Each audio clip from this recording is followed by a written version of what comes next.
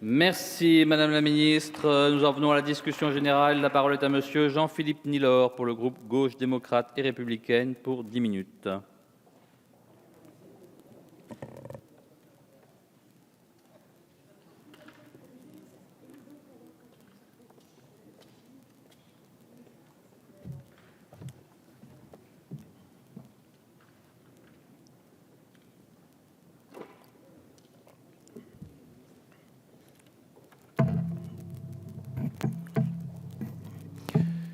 Monsieur le Président, Madame la Ministre, chers collègues, j'associe mes collègues Alfred Marie-Jeanne et Bruno Nestor Azero à mon intervention.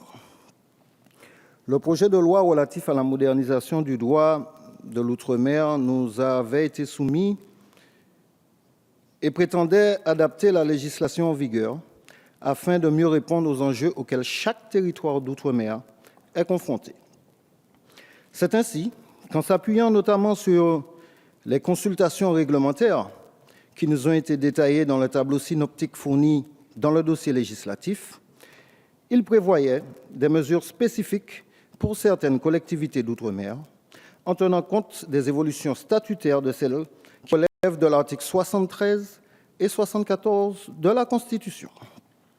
Aujourd'hui, force est de constater que s'agissant de la Martinique, ce texte ne tient pas toutes ses promesses, que des initiatives intempestives et infondées ont été prises sans concertation et que loin de servir les intérêts et les spécificités de la nouvelle collectivité de Martinique, elles tiennent lieu de socle pour asseoir des intérêts particuliers. En effet, suite à l'adoption de ce texte le 16 juillet dernier, nous avons été, à l'instar de la ministre des Outre-mer, alertés par la présidente du département de Martinique au sujet des problématiques posées par l'amendement devenu article 15 des sièges nouveaux. Amendement déposé par le gouvernement, initié et soutenu unilatéralement par le président de la région Martinique, sans consultation préalable, contrairement à ce que vous prétendez, Madame la Ministre. Je vous cite, en commission des lois, le 7 juillet, je vous cite, « Nous avons donc proposé cette solution au président des 2 conseils généraux ainsi qu'au président des 2 conseils régionaux qui l'ont accepté. » Fin de citation. En réalité, la consultation des conseils généraux de Martinique et de Guyane n'a jamais eu lieu. Cet amendement stipule que pour assurer la transition et la continuité au lendemain de l'élection de la collectivité territoriale de Martinique de décembre prochain, le directeur général des services de la collectivité territoriale de Martinique sera le directeur général des services de la région, tandis que le DGS du département officiera en tant qu'adjoint. Et pour justifier ce choix, en commission toujours du 7 juillet, vous déclarez, Madame la Ministre, je vous cite, j'ouvre les guillemets, « Nous avons fait ce choix car le directeur des services de la région occupe un rang administratif supérieur à celui du directeur général des services du département. C'est une donnée administrative. » Je ferme les guillemets. Une hiérarchisation est donc clairement instituée entre les 2 collectivités. Car enfin, comment nous expliquer que ce qui est vrai pour le directeur général des services ne serait pas vrai pour ceux qui occupent des grades inférieurs? Rien ne justifie cette hiérarchisation, d'autant que la situation de la région monodépartementale de la Martinique, je pourrais dire département monorégional de la Martinique et de la Guyane, est particulière, dans la mesure où les 2 collectivités majeures occupent un même espace géographique et qu'aucun texte législatif n'établit une hiérarchie entre les 2. Au demeurant, lorsque l'on compare, si l'on veut comparer, l'antériorité du Conseil général de Martinique, le budget, l'effectif, le patrimoine par rapport au Conseil régional, le moins que l'on puisse dire, c'est que le premier n'a aucun complexe à entretenir par rapport au second. Cet article est donc infondé, illégitime. Soulignons, Madame la rapporteure, que nous ne sommes pas dans le cadre du prolongement de la loi NOTRe qui prévoit les fusions des régions de la France hexagonale. Nous sommes régis par la loi du 27 juillet 2011 relative aux collectivités territoriales de Guyane et de Martinique, induite par la consultation populaire de janvier 2010, où les Martiniquais et les Guyanais ne se sont pas prononcés pour une absorption du Conseil général par le Conseil régional, mais en faveur de la substitution des deux collectivités par une nouvelle collectivité territoriale.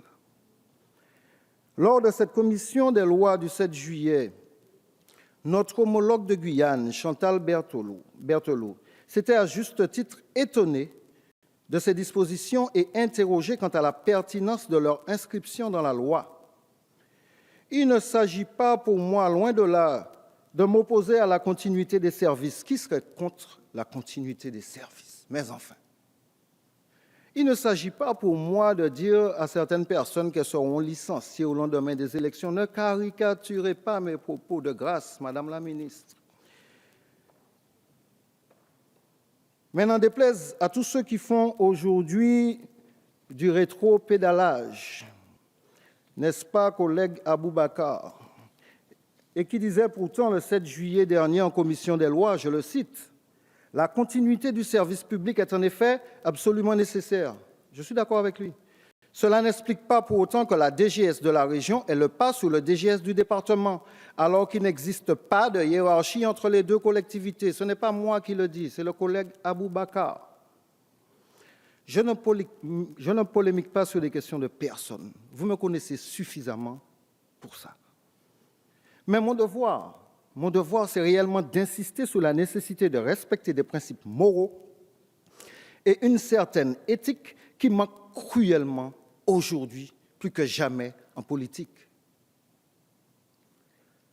Sans égard au mérite, au parcours remarquable des uns et des autres, et notamment de la DGS de la région, il n'est pas normal d'accorder de fait une priorité à un agent recruté par voie directe, au risque de compromettre la démarche de co-construction engagée de longue date par les équipes administratives et syndicales des deux collectivités, qui sont déjà fragilisées par ce processus de refonte. Actuellement, le malaise est bien présent au sein de l'hôtel du Conseil général de Martinique. La grogne s'intensifie et les agents dénoncent une mise sous tutelle du département au bénéfice de la région à 2 mois des élections, à tel point que le 17 septembre dernier, la présidente du Conseil général de Martinique a dû mettre en place une cellule psychologique pour son personnel. Voyez les dégâts provoqués.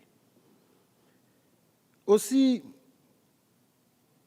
mes collègues de Martinique et moi-même, en appelons à votre raison, afin que des dispositions urgentes et salutaires soient prises en vue de rétablir la sérénité et de permettre au futur exécutif de la collectivité territoriale de Martinique de choisir parmi les directeurs généraux des services en fonction au département et à la région, le futur directeur général des services qui sera chargé de la transition.